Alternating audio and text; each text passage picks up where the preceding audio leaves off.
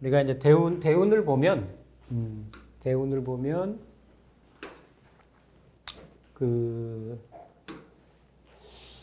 이게 이제 봄 대운, 그렇죠?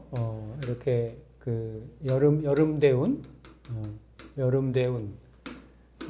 이렇게 가을 대운, 겨울 대운 이렇게 가잖아요, 그렇죠? 그러니까 한 30년씩 이렇게 이제 가는데, 물론 이제 천연 대운이 몇 월이냐에 따라서 이렇게 시작이면 만약에 신월이라면 이렇게 만약에 순행으로 한다면 신유술, 그러니까 미월이다라면 신유술 이렇게 가겠잖아요, 그렇죠? 근데 이제 어쨌든 요즘은 과거보다는 수명이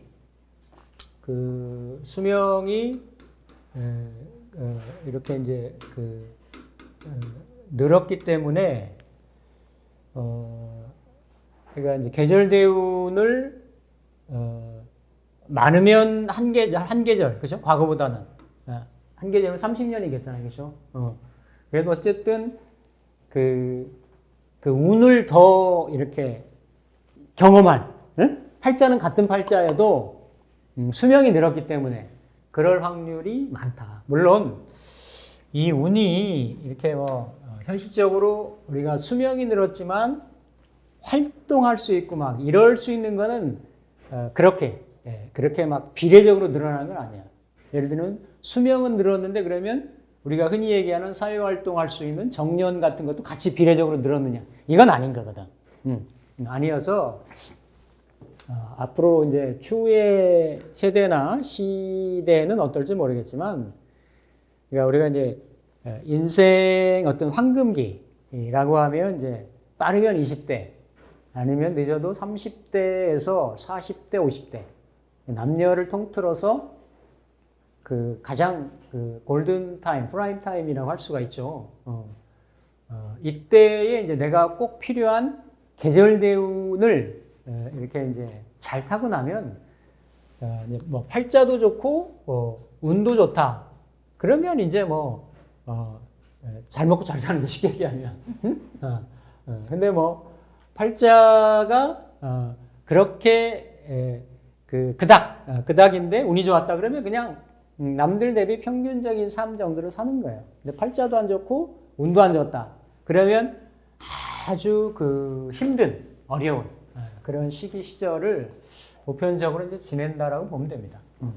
근데 제가 오늘 말씀드리는 게 뭐냐면, 운이 이렇게 이제 인묘진이 있고 사오미가 있고 신유술이 있고 해자축이 있잖아요. 그럼 만약에 목대운이다라고 하면 인묘, 화대운이라고 하면 사오미, 이렇게 있는데, 당연히 그 전체 원국의 구조에서 보면 화운이 필요하다, 목운이 필요하다라고 하면 인묘대운 20년, 사오대운 20년이 좋아야 될 거잖아요, 그렇죠? 근데 실제 감명을 하다 보면, 실제 이렇게 상담을 하다 보면 그렇지 않은 경우들이 있어요. 이건 어떻게 설명할 거냐는 거지. 예를 들어서 인대운은 좋았는데 묘대운은 안 좋았다든지, 사대운은 좋았는데 오대운은 안 좋았다든지. 그러니까 이렇게 순행하는 경우도 있고, 역행하면 이렇게 되는 거고, 대운이 이쪽부터 가니까 순행하면 이렇게 되겠죠, 그렇죠? 그러니까 만약에 사대운은 좋았는데 오대운은, 만약에 역행하면 오대운은 안 좋았는데 사대운은, 이런 식으로 이렇게 편차가 이루어지는 부분이 있다라는 얘기예요. 이거를 잘 해석을 못합니다. 해석을. 이게 같은 목대운, 같은 화대운, 마찬가지로 같은 금대운, 수대운인데도, 그러니까 당연히 이 진술충미대운은 올해도 이제 해지 나와서 갑진년이니까 뭔가 이렇게 진퇴나 이렇게 어떤 반복이 이렇게 좀 교차되는 그런 형국이 있어서 진술충미를 해석을 해주는데, 화대운, 목대운, 금대운, 수대운은 똑같은 그냥 오행으로, 물론 이게 지지에 다 작용하는 것이 옆글자하고 형충파가 다 작용을 하죠. 근데 크게 보면 오행으로 같은데, 어떤 대운은 그냥 안 좋고 좋고가 아니라 아주 이렇게 롤러코스터 같이 최고를 누리다가 이렇게 최저로 떨어진다든지 이런 경향이 있을 수 있다라는 거죠. 그래서 이건 이제 실사례로. 그러니까 예를 들어서 이 사람들이 지금 10대다, 20대다라고 하면 그거를 이론적으로만 살펴볼 뿐 검증이 안 되겠잖아요.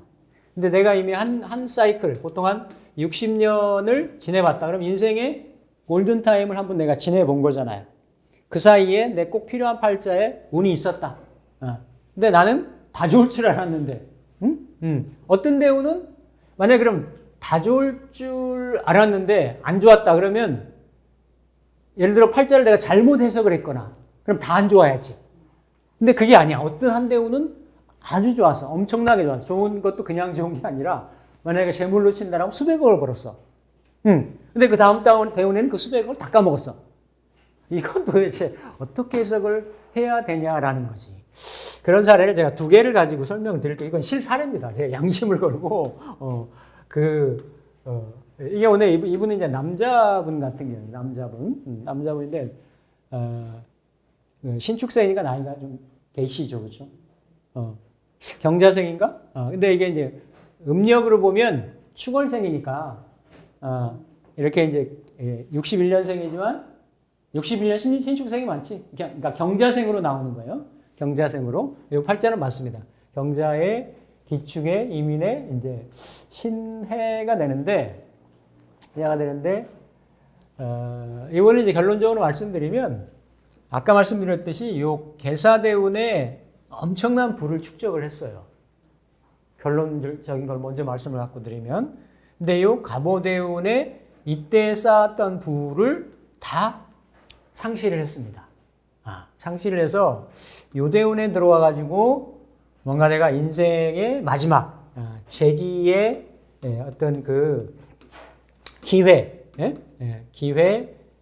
발판 이런 것들을 이렇게 꾀하고 있는 아주 그 흔히 말하는 사자성어로는 권토중래를 모색을 하고 있는 그러한 분이신 거죠. 분이신 건데. 일단 팔자의 구조를 한번 살펴보면 그냥 있는 대로 남명이죠, 그렇죠? 남명인 거고 그 이제 축월의 임수란 말이에요, 그렇죠? 축월의 임수일간. 그리고 우리가 그냥 흔히 말하는 격으로 보면 이건 그냥 정관격이다. 일단 한번 풀어보는 겁니다, 그렇죠? 이 축토는 올리면 기토가 되는데 기토는 일간 대비 일간을 극하는 거니까 음양이 다르게 극하는 거니까 이제 정관이다. 정관인데 임계수일간은 그러니까 모든 일간들이 다 십성을 뭘로 쓰느냐이지만 임계수일간은 토로 관을 쓰니까 천간지지에 관이 가장 많죠. 지지도 4개, 천간 2개니까 22글자 중에 이렇게 6글자, 그렇죠? 오행 중에 6글자를 관이나 살로 쓰게 되어 있습니다. 관이나 살로 이렇게 쓰는데 지금 이제 격을 취하는 거니까 요 기토가 올라오려면 그냥 위아래로 보면 기미에서도 올라올 수가 있고 여기 같이 기축에서도 올라올 수 있죠. 그렇죠? 이렇게 올라올 수가 있습니다. 물론 오중의 기토가 올라올 수도 있습니다. 이렇게 올라올 수가 있는데, 근데 이제 의미가 좀 다르죠. 이렇게 기미로 놓여 있는 것도 격으로는 정관격인 거고, 그러니까 축월인데 기토가 천간에 투간이 안 된 경우, 투간이 된 경우, 근데 기축으로 놓여 있는 경우, 기미로 놓여 있는 경우, 또 아니면 이 기토가 이렇게 월이나 일이 아니라 연으로 놓여 있는 경우, 연으로 축월이지만 연으로 놓여 있으면서 기또 기미나 기사로 놓여 있는 경우, 해석이 다 각각 다 달라요. 다 달라. 왜냐하면 이 임계라고 하는 거는 수란 말이에요. 수. 그렇죠? 수. 그러니까 수는 속성이 본질적으로 유동의 현상이 있어요. 유동의 에너지가 있단 말이에요. 유동. 흘러서 움직여서 흐르려고 하는 성향이 있어요. 흘러서. 그러니까 이 수의 에너지를 가장 크게를 보면 유용하게 뭔가 이렇게 쓸모가 있게 만들려면 수를 만들려면 이제 수가 상태가 어떠냐 그리고 이 술의 활용도나 유용도를 어떻게 만들어 갈 거냐 이게 이제 흔히 명리에서 얘기하는 격이 성격이냐 패격이냐 아니면 어떤 전체적으로 이렇게 조후가 맞았느냐 또 이렇게 병이 있는데 약도 있느냐 이게 나머지를 다 부수적으로 살피는 요인이 되는 거거든. 그러면 이 기토는 이렇게 축중의 본기잖아요, 그렇죠? 축중 지장간에는 기토도 있고 신금도 있고 개신기지 원래는 그죠? 이렇게 자수에서 넘어왔으니까 순서로 따지면 이런 에너지는 다 있단 말이에요, 그렇죠? 근데 요 본기가 되는 기토가 투관이 된 거죠. 그래서 이렇게 정관으로는 이루어져 있는데 이 기토가 만약에 임수를 이렇게 극을 해서 유동성 성분을 가진 유동성인데 개수의 유동성하고 임수의 유동성은 또 달라요. 이렇게 임수는 그 통근 투개를 하면 이 충천분지를 한다 그랬어. 통근 투개. 그러니까 개수가 투관하진 않았지만 임수가 축중의 개수의 자중의 양인의 해중의 개수의 양쪽의 경신금에 굉장히 어때요? 왕하다. 물이 강하다 못해 왕해서 넘치려고 한다. 제방을 넘치려고 한다. 그런 형국인 거죠. 그렇죠? 맞잖아요. 그렇죠? 그러면 요 물이 이렇게 차올라서 넘치려고 하면 일단은 급한 상태로서는 이 물을 내가 모아서 가두어서 유용하게 쓸 것인가? 아니면 이 물이 흘러갈 길을 만들어 줄 것인가? 이거를 살펴봐야 되는 거야. 이거를. 특히 임계수일간을 볼 때는 그렇습니다. 근데 지금은 여기 이미 요 경들은, 그러니까 사실은 요 축토 내에서 축중의 기토, 축중의 신금, 축중의 신금이 경금으로, 축중의 개수가 임수로. 그러니까 어떤 내가 월지의 축월의 지장간에 있는 속성이나 인자들이 다 유관하게 연관성을 가지고 연월일시로 다 투관이 됐다라는 거죠. 이건 내가 사회적인 활동력이나 사회적인 보폭이나 사회의 제반 어떤 바운더리를 내가 넓고 확장해 쓰겠다라는 거예요. 그게 일간이 됐든 나머지 글자들이 됐든지 간에 그런 성향이 굉장히 강한 거죠. 일단은 천간의 성향은 그렇게 살피는데 요 기토가 그러면 격으로 보면 정관격인데 정관을 내가 투관을 시켰으면 이 정관이 뭔가 이렇게 흘러갈 수 있는 동태로 보면 관인상생을 하거나, 그렇죠? 관인상생을 하거나 아니면 재생관을 하거나 이래야 되는데 여기에 지금 뭐가 없어요? 재는 없단 말이야. 그러니까 재생관이 아니라 관인상생인 거지. 사실은 이 기토에 드러나 있는 기토의 입장을 놓고 보면 이게 기미가 아니죠. 기미가. 그러니까 임수는 이미 모여가지고 왕한수가 돼서 만약에 이 기토로 이거를 막으려고 한다고 하면 이 댐을 막 타고 넘치려고 하는 거야. 이 기토는 이미 축토 위에 올라가 있기 때문에 진흙토고 습토고 얼어있는 토고 하기 때문에 그렇잖아요. 우리가 시멘트로 만약에 우리가 담장을 만든다라고 하면, 우리가 길을 만든다라고 하면 뭐랍니까? 양생이라는 과정을 거친다고. 양생을 하면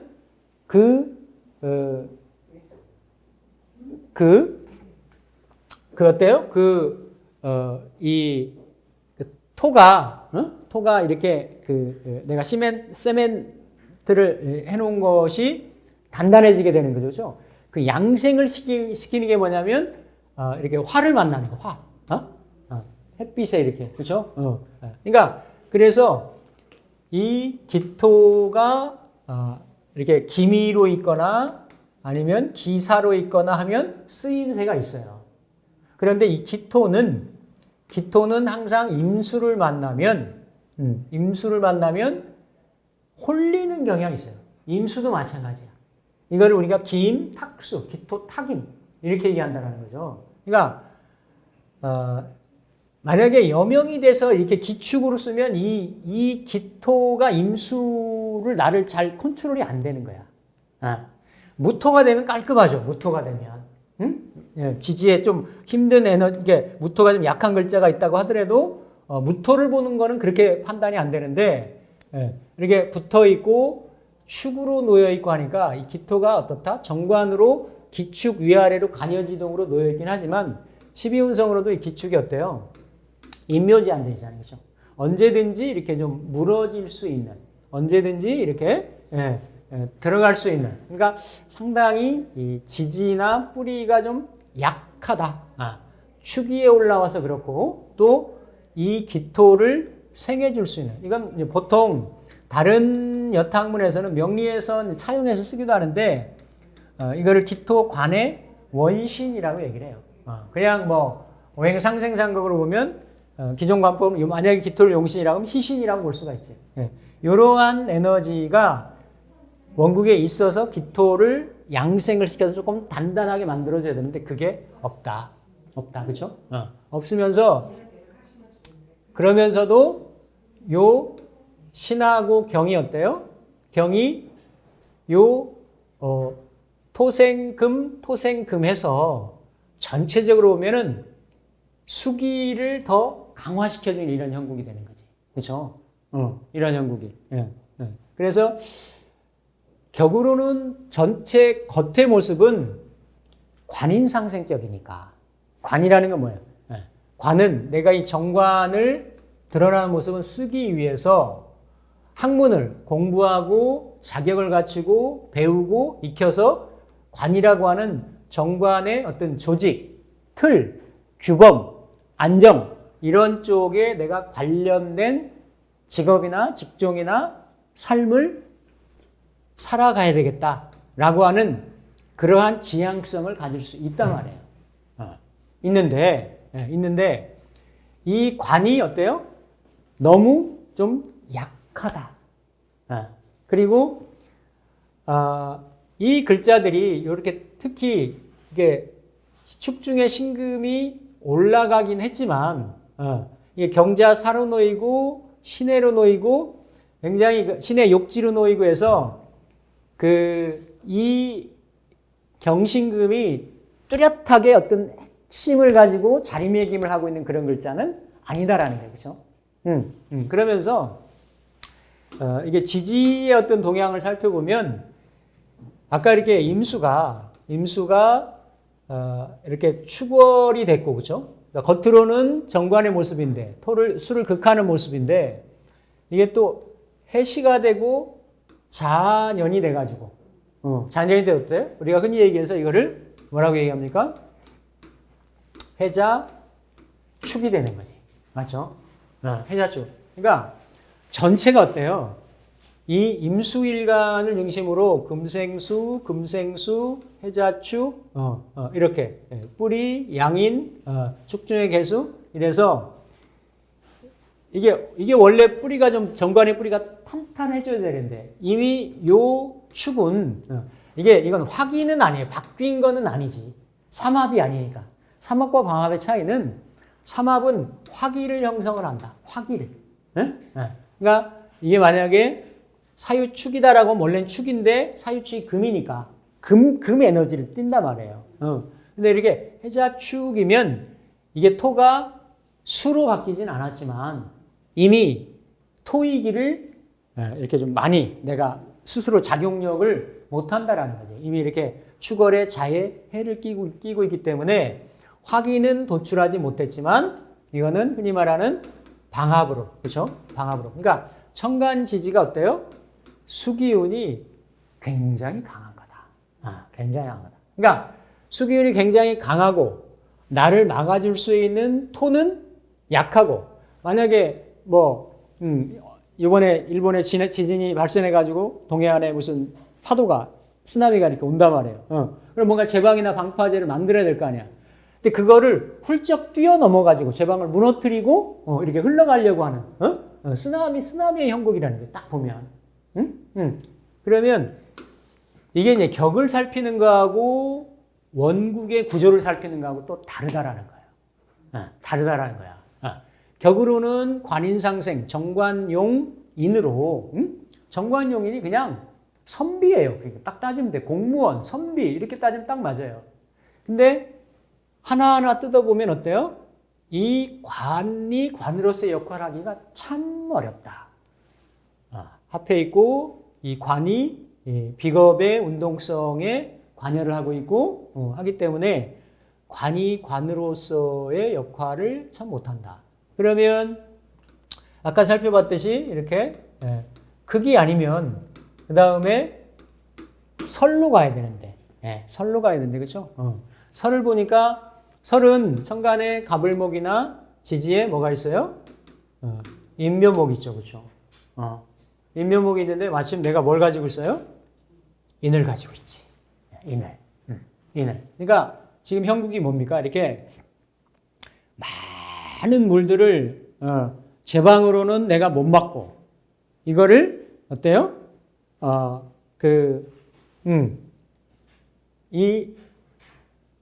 내가 일주로 있는 인목 식신을 통해 가지고 설하겠다라는 거거든. 맞죠, 그렇죠? 설하겠다는. 근데 이렇게 설로 방향성을 참 잡아도 식신을 내가 쓰겠다라는 거잖아요, 그렇죠? 식신을 쓰면 내가 어떤 활동하고 연구하고 재능, 나만의 독특한 재능, 기술, 또 임계수일간이 인묘목을 쓰는 거는 뭔가 이 생명체를 부양하고 키우고 양육하고 이러는 에너지니까 남녀를 물론하고 굉장히 잘 쓰는 자연의 입법의 현상에 맞게 쓰는 그런 에너지란 말이에요. 그러면서 인중에는 간목이 있고 병화 있고 무토가 있으니까 그렇죠. 이게 수생목, 목생화, 화생토에서 비, 식, 재, 관. 유일한 일주예요. 유일한 일주.